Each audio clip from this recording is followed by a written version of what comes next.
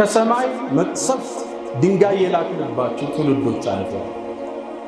ወሚንሁም መን አኸዘትሁ ሰይሐ በድምፅ ጩኸት እንዲጠፋ የተደረገ ትውልድ አለ ወንጀሉ ሲበዛ። ወሚንሁም መን ኸሰፍና ቢሂል አርድ መሬት እንድትውጣቸው የተደረጉ ትውልዶች አልፈዋል። ወሚንሁም መን አግረቅና ያሰጠማቸዋል እንደ ኑህ ህዝቦች እንደ ፊርዓውን ሰራዊቶች።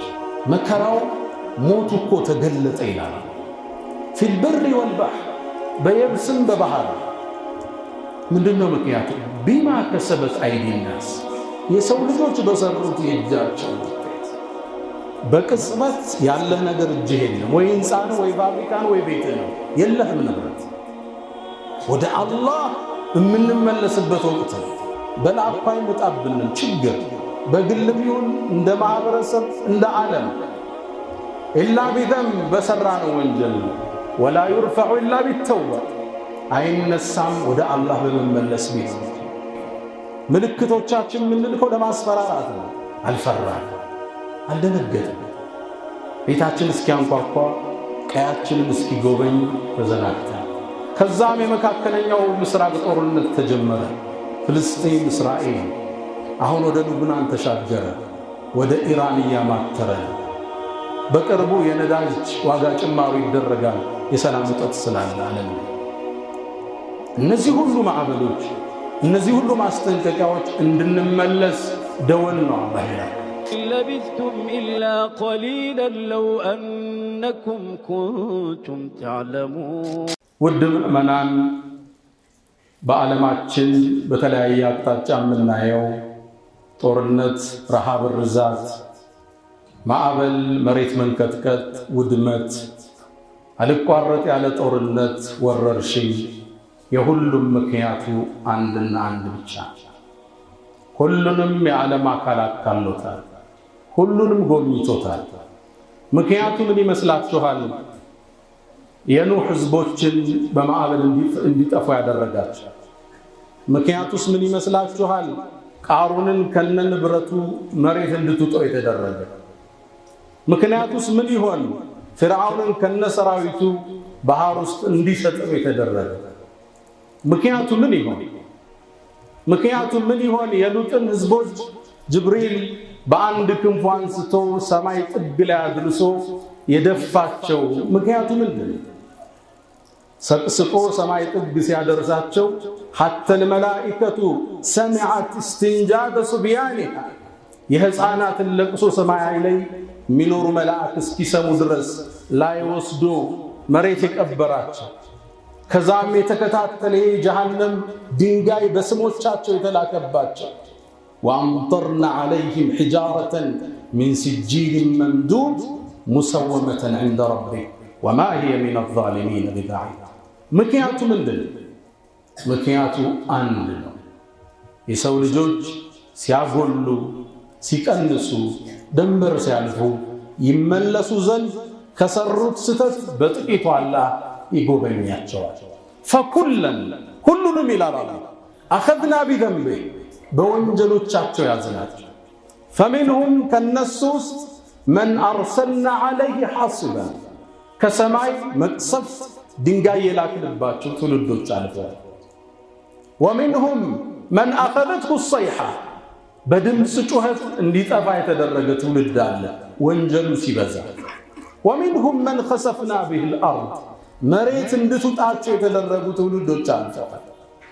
ወሚንሁም መን አግረቅና ያሰጠማቸዋል እንደ ኑህ ህዝቦች እንደ ፊርዓውን ሰራዊቶች። ሁሉንም በወንጀላቸው ያዝናቸው ይላል። ፈማ ካነ አላሁ ሊየዝሊመሁም ያንተ ጌታ ሊበድላቸው አልነበረም። ወላኪን ካኑ አንፉሰሁም የዝሊሙን ነፍሶቻቸውን የበደሉ ነበር ይላል። የምናየው ጦርነት፣ የመሬት መንቀጥቀጥ፣ የኑሮ ውድነት፣ ሰው ውስጥ የምናየው መጨካከን የወንጀላችን ብዛት። በሰይድና ዑመር የአስተዳደር ዘመን ረዲየላሁ ተዓላ ዐንሁ ድርቅ ገባባቸው። ያኔም ህዝቡን ሰበሰቡና ዓባስ ብኑ ዓብድልሙጠሊብ የነቢዩን አጎት ዓባስን ጠሩ ሰለላሁ ዐለይሂ ወሰለም። የዓባስ ድርቅ ገብቷል፣ ድሮ ነቢዩ ዓለይሂ ሰላቱ ወሰላም ዱዓ ያረጉ ነበር። አንተ አጎታቸው ነህ ዱዓ አድርግልን አላቸው። አባስም ተነሱና አንድን ቃል ተናገሩ። አላሁማ አሉ፣ አላህ ሆይ ማነዘለል በላ እኮ አይመጣብንም ችግር በግልም ይሁን እንደ ማህበረሰብ እንደ ዓለም ኢላ ቢዘንብ በሰራነው ወንጀል ነው። ወላ ዩርፈዑ ኢላ ቢተውባ አይነሳም ወደ አላህ በመመለስ ቢሆን ጌታችን ተመለሰናል። ዝናቡንም አላህ እየቀጣን ያለው አሁን ያለው አስደንጋጭ የኑሮ ውድነት፣ አልቆም ያለ ጦርነት፣ መጨካከል፣ መፈናቀል፣ ረሃብ፣ ርዛት፣ ማዕበል ሁሉም የሰው ልጆች ይመለሱ ዘንድ በትንሹ አላህ ይጎበኛቸዋል። ظهر الفساد ይላል። መከራው ሞቱ እኮ ተገለጠ ይላል። في البر والبحر በየብስም በባህር ምንድነው ምክንያቱ? ቢማ ከሰበት አይዲ الناس የሰው ልጆች በሰሩት የእጃቸው ውጤት ይመለሱ ዘንድ አላህ ደወሉን ያሰማል፣ ደብዳቤውን ያደርሳል። ሁላችንም ወንጀል ውስጥ በሌላው ትውልድ አንድ ወንጀል ነበር አላህ እንዲጠፉ የሚያደርጋቸው። እኛ እኮ በዛ ትውልድ ያለ በሁሉም ክፍለ ዘመናት ያሉ ወንጀሎች አሁን በዘመናችን አሉ። የሉጥ ህዝቦች የጠፉት ተመሳሳይ ጾታ ግንኙነት በመፍጠራቸው አሁን እኮ ህጋዊ ሆኗል። ወንድ ወንድም ማግባት፣ ሴት ሴት ማግባት በህግ ደረጃ ተደንግጎ እየጸደቀ አንዷ ከአሜሪካ ደውላ ኡስታዞይ ልጄ ሴት እንዲያገባ ዱዓ አድርግልኝ። አየው ወንድ ይገባል ማለት ሴት ልጅ አገባል ማለት መታደል የሆነበት ክፉ ዘመን ውስጥ ይገባል። በዚህ ወንጀል ነው አላህ ያጠፋቸው የሉጥን ህዝቦች ከላይ አንስቶ ታች ደፋቸው። እሱ ወንጀለኛ ጋር እነሱ ጋር የሌለኛል ጾታ እየቀየርን ነው በኦፕሬሽን ወንዱ ሴት ይሆናል፣ ሴቱ ወንድ ይሆናል።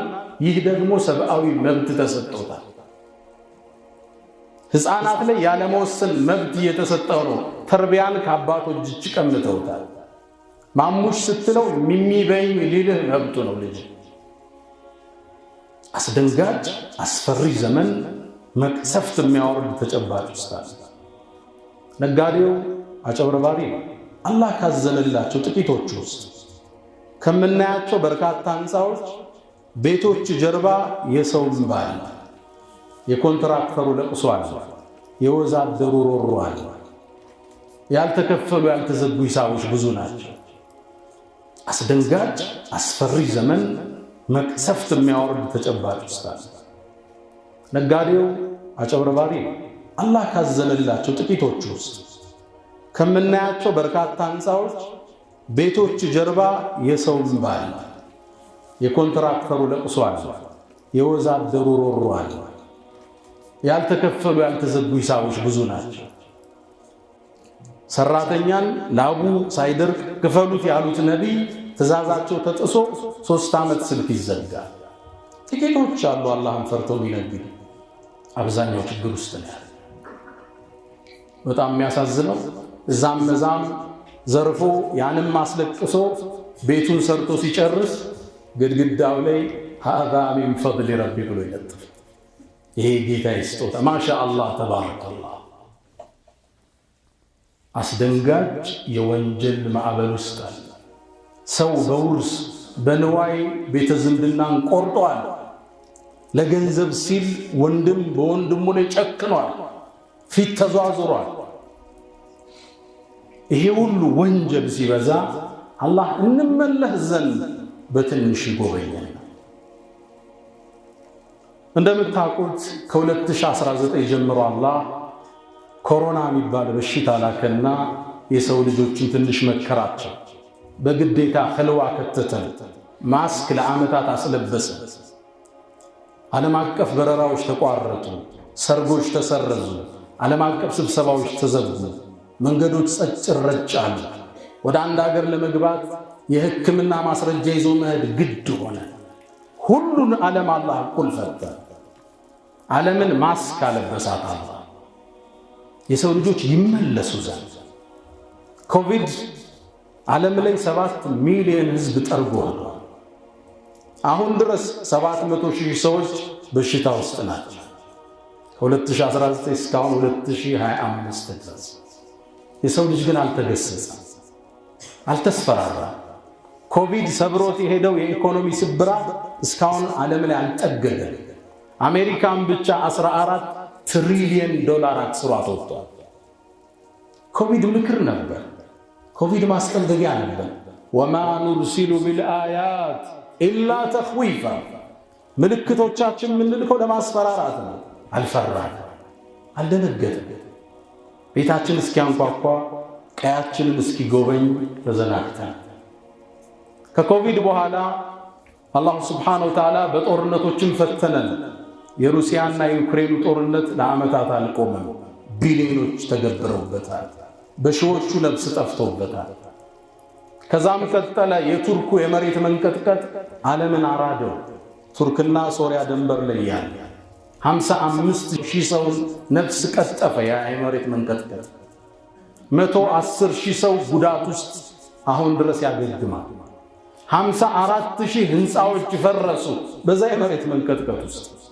ልብ ብላችኋል? 54,000 ህንፃ፣ ሆስፒታሎች፣ ትምህርት ቤቶች፣ የባለ ሀብት ህንፃዎች 54,000 ህንፃ ይወደሙ። ከባድ አስደንጋጭ ዜና ነው። ቱርክን 34.2 ቢሊዮን ዶላር ነው ያከሰራት ያ የመሬት መንቀጥቀጥ ብቻ።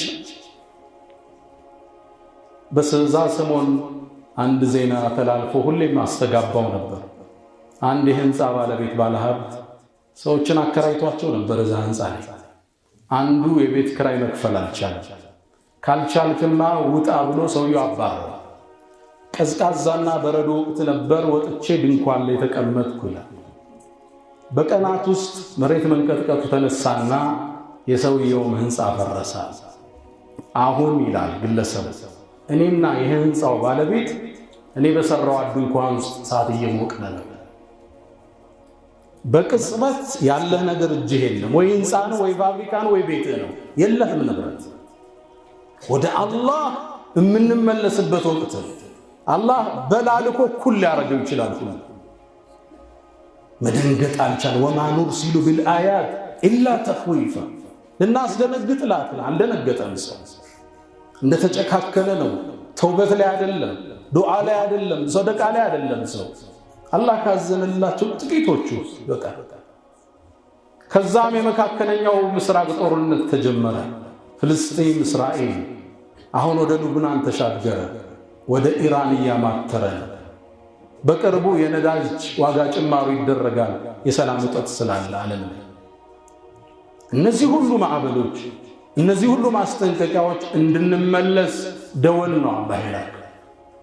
የፍሎሪዳውን ማዕበል ከሳምንት በፊት ታስተናግደናል። ፍሎሪዳ ውስጥ የገዛ ጦርነት በዓመት ውስጥ ከተሰደዱት በላይ በአንድ ቀን በሚሊዮኖች እንዲሰደዱ አላህ ያደርጋል። አሜሪካን 47 ቢሊዮን ዶላር አክስሯታል። ከማዕበሉ አንድ ቀን በፊት አሜሪካ ለእስራኤል ገዛን እንድትደበድብ 8.7 ቢሊዮን የሚያወጣ መሳሪያ ሽጣ ነበር። አላህ 5 እጥፍ አስከፈላት በአንድ ቀን። እነዚህ ሁሉ የምናየው ማዕበል፣ መሬት መንቀጥቀጥ ደወል ነው። ይሄው ሀገራችን ላይ ተመለሱ። ላለፈው 5 ዓመታት ያልቆመ ጦርነት፣ የኑሮ ውድነት፣ አስደንጋጭ የሆነ የኑሮ ውድነት። አሁን ደፍረህ የልብ ወዳጅ ነው የምትለውን ሰው የገባብህን ኢምፖርት ዕቃ 5 ሚሊዮን ብር አበድረህ ልትል የምትፈራራበት ወቅት ላይ ነው ያለ። በዚህ ልክ የኢኮኖሚ ጥረት ይሄ ትውልድ ገጥሞት አያውቅም። ይሄ ደወል አይደለም። ድሮ እንደ ልብ ብር ስንበትም አንደነግጥ። አሁን ሂሳብ መስራት የጀመርንበት ወቅት አይደለም። ከዚህ በላይ ደወል አለ። በእርግጠኛስ አልተስፈራራንም፣ አልደነገጥንም፣ አልተመለስንም። ኢትዮጵያ አሁን በቅርቡ መሬት መንቀጥቀጥ ጎብኝቷታል። አላህ በዚህ ያቆማል። አላህ በዚህ ይመልሰው። መጥፎን ነገር አያሳይም። አለም የረው ይላል አላህ። አላዩም እንዴ ከማ አህለክና ምን ቀብልህም ምን ቀር ከነሱ በፊት የነበሩ ህዝቦችን እንዴት እንዳጠፋናቸው አላዩም እንዴ ይላል። መከናሁም ፊል አርድ ማ ለም ኑመኪን ለኩም እናንተን ካስመቸናችሁ በላይ የኢኮኖሚ ድሎት የሰጠናቸውን ህዝቦች እንዴት እንዳጠፋን አልሰሙም እንዴ? ወአርሰልነ ሰማአ ዐለይሂም ሚድራራ ሰማይን በዝናብ ሞላንላቸው። ወጀዐልነ አልአንሃረ ተጅሪ ሚን ተሕቲሂም ወንዞቹ ከስሮቻቸው እንዲፈሱ አደረግን። አመፁ፣ ጥጋብ ውስጥ ገቡ፣ አላህን ረሱ። ፈአኸዝናሁም ቢዙኑቢሂም በወንጀሎቻቸው ያዝናቸዋል። ወአንሸእና ሚን ባዕድህም ቀርነን አኸሪን እነሱን ጠርገን ሌላ ተካን ይላል አላህ። በክፍለ ዘመናት ወፋፍራም ቅጣትን ልኳል በትውልድ ላይ። ከነቢዩ ዓለይሂ ሰላቱ ወሰላም መላክ በኋላ የዛሬ 1000 ዓመት አካባቢ እንመለስ። የዛሬ 1000 ዓመት ባግዳድ ላይ አንድ መቅሰፍት ተነሳ ይላል ኢብኑ ከሲር አልቢዳያ ወኒሃያ በሚለው ኪታባቸው። በስራ በምትባል ሀገር ኢራቅ አካባቢ ባለች ትልቅ የሆነ ወረርሽ ገባ ይላል። በአንድ ቀን ውስጥ ብቻ 70,000 ሰው አለቀብን ይላል። በአንድ ቀን አቡ ኑፈይል የሚባለው ዘጋቢ ምን ይላል? እየዞርነ በየከተማው ሰው መቅበር ጀመርናል። ስንቀብር እንዴት አድርገን እንቅበር? 70,000 ሰው አዲስ አበባ ውስጥ ያሉ የመካምን መቃብር ቦታ ይሸፍኑታል? ከባድ ነው። 1000 ሰው ይዘን ብለን ኮልፌ አይሞላም። 70,000 ሰው እንዴት እንቅበር? ደከመንና ይላል። መጨረሻ ላይ በየቤቱ ስንገባ ሰው ሞቷል። በሩን ዘግተንባቸው እንመለሳለን። በአንድ ቀን አላህ አስደንጋጭ ወረርሽኝ ልኮባቸው ያውቃል። በ449 ሂጅሪያ የዛሬ 1000 ዓመት 998 ዓመት በፊት አላህ ባግዳድ ላይ ድርቅን ከተተ። እንስሳዎች ሞቱ፣ አዝርዕቶች ደረቁ፣ የሚበላ ጠፋ። የሞተ እንስሳ ይበላ ጀመረ ይላሉ ኢብኑ ከሲር። እሱም አልፎ የሞተ ውሻ መበላት ጀመረ ይላሉ። አንድ ቤት ውስጥ ለእርዳታ ስንገባ አንዲት ትልቅ ሴትዮ አገኘን፣ ሙታለች። እጇን ስናነሳው ወደ አረንጓዴ የተለወጠ የውሻ ጭን እጇ ላይ ነበር ይላሉ። ድንገት ሰማይ ላይ አዋፍ ወደቀ፣ 5 ሰዎች ተከፋፈሉት ይላል። አሞራ ለመብላት፣ ቁራ ለመብላት። እንዲህ አይነት አስደንጋጭ ተአምር አላህ ወደ ትውልዱ ይልካል። ተመለሱ፣ አዛኙ ወደ አዛኙ ጌታ ኑ ለማለት። ግብፅ ላይ እንዲሁ የዛሬ 900 ዓመት የተከሰተው ኢብኑ ከሲር ጠቅሰው ግብፅ ላይ ድርቅ ገባ ይላል። ሰውም ይበላዋል። እንስሳዎች የሞቱት መበላት ጀመረ። ውሻ ስጋ ይበላ ጀመር ይላሉ ኢብኑ ከሲር። የውሻ ስጋ በ5 የወርቅ ሳንቲ ይገዛ ጀመር። ምን ትበላለህ ከለለ?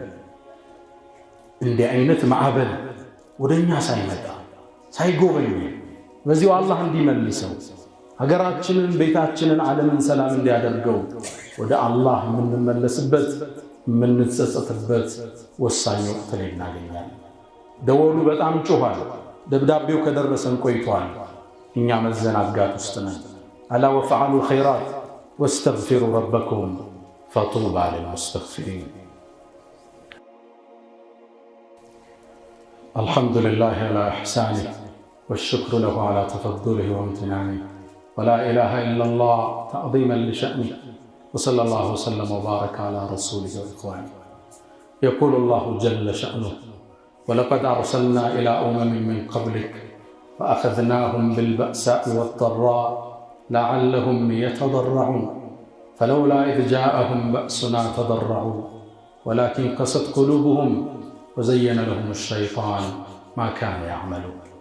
الله سبحانه وتعالى تأمرات الملكو ፈተናዎችን የሚልከው ችግር የሚልከው እንድንጠነቀቅ ወደ እነሱ እንድንመለስ። ታዲያ ሙእሚን 3 እርከኖችን ይጠቀማል። የመጀመሪያው እስትግፋር። ያላጠፋል እንደኛ መሃል ያላጎደላለ ማህበታል ለነገ ይገባል። ቋሚ ውርድ እስትግፋር ያስፈልጋል። ወማ ካነ አላሁ ሙዐዚበሁም ይላል። ፍጥረት ዓለሙ ላይ አንድ ህግ አስቀምጧል። ያንተ ጌታ አይቀጣቸውም። ወሁም የስተግፊሩ እነሱ እስትግፋር ያደረጉ ዘውትር አላህን ማህርታ እየጠየቁ በላይ አወረደባቸው። ዑለማዎቹ ምን ይላሉ? የአካል ቅጣት ይሁን የኢኮኖሚ ይሁን የሳይኮሎጂ መጨናነቅ አያገኘው ሙስተግፊር። ዑመር ብን አልኸጣብ ምን ይላሉ? ለው ነዘለት ሳዒቀቱን ሚነ ሰማ፣ ከሰማይ እኮ መቅሰፍት ቢወርድ ሙስተግፊርን አይነካውም ይላል። እስትግፋር ላይ እንዴት ነው? እስተግፊሩላህ ወአቱቡ ኢለይህ፣ እስተግፊሩላህ። በቀን ስንት ዊርድ አለን? 1000፣ 2000፣ 3000 ስንት ነው እስትግፋራችን በቀን? ወቢልአስሓሪ ሁም የስተግፊሩን፣ ከሱብሒ በፊት ብድግ ብለው ማረታዬን ይጠይቁኛል ይላል። ወልሙስተግፊሪነ ቢልአስሓር፣ ከሌሊቱ ክፍል አላህ ጋር ትውውቃላችሁ። እስተግፊሩላህ እስተግፊሩላህ። ሙስባሃው እጃችን ላይ ይገኛል። አሁን ቴክኖሎጂ የተመቸ ነው። ዲጂታሉም አለ፣ ሙስባሃውም አለ። የት አለ? ወረወር ነው፣ ጣል ነው፣ ራቅ ነው እኮ። ወጣቱ እጄት አለ ተስቢህ። ቋሚ ውርድ ያስፈልገናል። 1000፣ 2000፣ 3000፣ 10000 የምንለው ቋሚ እንደየደረጃችን ወደ አላህ መቅረብ በምንፈልገው ልክ እስትግፋር ሸዓሩን ወዲፋር ነው አለበት። እስትግፋር እያደረግን ችግር አይነካንም። እርግጠኛ አንድ ዓሊም ሁሌ መኪና ሲነዱ እስትግፋር ይሉ ነበር። እስተግፍሩላህ እስተግፍሩላህ።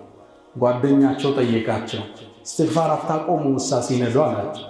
አዎን የመኪና አደጋ አልወድም ማለት ነው። አላህ ደግሞ እስትግፋር ላይ እያሉ አልቀጣም ስላለ ችግር እንዳይገጥመኝ ይለዋል። መኪናዬን ዝንብ ነክቷት አያውቅም ይላል ማለት ነው። እስትግፋር እያረግነ የአላህ በላኛ ጋር ይወርድ። ይሄ አላህ ምድር ላይ ያስቀመጠው ህግ፣ የኢኮኖሚ ችግር፣ የማህበራዊ ችግር፣ የትዳር ችግር፣ የሀገር ችግር እኛ ውስጥ አይመጣም። ቋሚ ውርድ ይፈልጋል። ሁለተኛው አሰደቃ፣ ሰደቃ በላን ይመልሳል ብለዋል ነቢዩ ዓለይሂ ሰላቱ ወሰላም። ሁሌም ከገንዘባችን የሆነ ፐርሰንቴጅ ስንመረቅን አይደለም። ፐርሰንት ከትርፌ 3% የአላህ ነው። ልክ ዘካ 2.5 እናውጣ። አሁን ከትርፌ 5 የአላህ ነው። በጽሁፍ የምናስቀምጠው ለልጆች የምናወርሰው ቋሚ ሰደቃ። ወፊ አምዋሊሂም ሐቁን ማዕሉም ነው ይለዋል። የታወቀ ገደብ አላቸው ሙእሚኖች። ቆርጠው የአላህ ንብረት አለ የነሱ ያለ። ሰደቃ በላን ይመልሳል፣ የወረደውን ያከሽፋል። ነቢዩ ዓለይሂ ሰላቱ ወሰላም አንድን ታሪክ ይነግሩናል። ከሳቸው መላክ ዘመን በፊት የነበረ አንዲት ሴት ደሃ ነች፣ የምታጠባው ልጅ አለ። ድንገት አንዲት ጉራሽ ቀርቷት ልትጎርስ ስትል በር ላይ አንዴ የቢጤ ምስኪን ይለምናል። ረሃብ ገደለኝ ድረሱልኛል። እሷም ጉራሿን ወደ አፏ መልሳ ለዛ ምስኪን ሰጠች። ይህን ክስተት ያየው አላህ ስራዋን አዳንቆት ነበር፣ ይዞላታል፣ ጽፎላት ነበር። አንዴ ወደ ወንዝ ወጥታ ልብስ እያጠበች ልጇን አስቀምጣው ነበር። ድንገት ተኩላ መጣና ልጁን ልብሱን በአፉ ይዞ መሮጥ ጀመር። እዚህ ክስተት ላይ ይላሉ ነቢ ዓለይሂ ሰላቱ ወሰላም አላህ መላኢካ ላከላት ይላል። ሄደና ከውሻው አፍ መንጭቆ ከተኩላው አፍ ወደ እሷ ይዘላት መጣ። ከዛም አንድ ቃል አለ፣ ኢነላህ ዩቅሪኡኩ ሰላም፣ አላህ ሰላም ይልሻል ብሎም ይልሻል። ሃዚሂ ሉቅማ ቢቲልከ ሉቅማ፣ ከተኩላው አፍ ያወጣነው ጉራሽ ካፍሽ መልሰሽ በሰጠሽው ጉራሽ ተክቼሻለሁ ይልሻል። ኢነ ሰናዒ አልማዕሩፍ፣ መልካም ስራ ተቂ መሳሪዕ እሱ ይላል። መጥፎ አወዳደቅ፣ መጥፎ ፍጻሜ ሰደቃ ይጠብቃል፣ መልካም ስራ ይጠብቃል ያለ ነቢዩ ዓለይሂ ሰላቱ ወሰላም።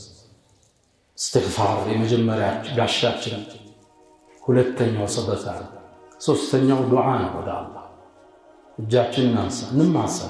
ነቢዩ ዓለይሂ ሰላቱ ወሰላም ይቁል አዱዓ ዱዓ ሲላሑል ሙእሚን፣ የሙእሚን መሳሪያ እሱ፣ ወዒማዱ ዲን፣ የዲኑ ምሰሶ እሱ ነው።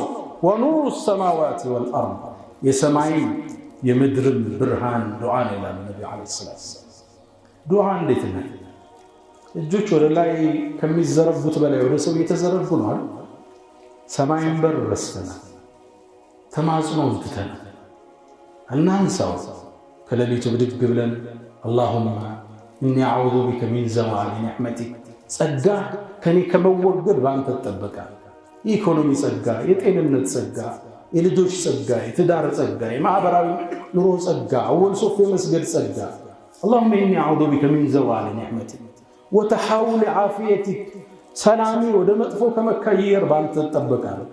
وفجاءات نقمتك كدنجتنيا بقلك أنت تطبقان وجميل سخطك كتقلق الطاح بأنت تطبقان من اللبة وقتنا يا من تحبون النبي محمدا صلوا عليه وسلموا طول المدى وصلاتكم وسلامكم نورا لكم بأمسكم وبيومكم ولكم غدا إن الله وملائكته يصلون على النبي يا أيها الذين آمنوا صلوا عليه وسلموا تسليما اللهم صل على محمد وعلى آل محمد كما صليت على إبراهيم وعلى آل إبراهيم وبارك اللهم على محمد وعلى آل محمد كما باركت على إبراهيم وعلى آل إبراهيم في العالمين إنك حميد مجيد اللهم أعز الإسلام والمسلمين وأذل الشرك والمشركين ودمر اللهم أعداءك أعداء الدين اللهم إنا نعوذ بك من جهد البلاء ودرك الشقاء وسوء القضاء وشماتة الأعداء اللهم إنا نعوذ بك من زوال نعمتك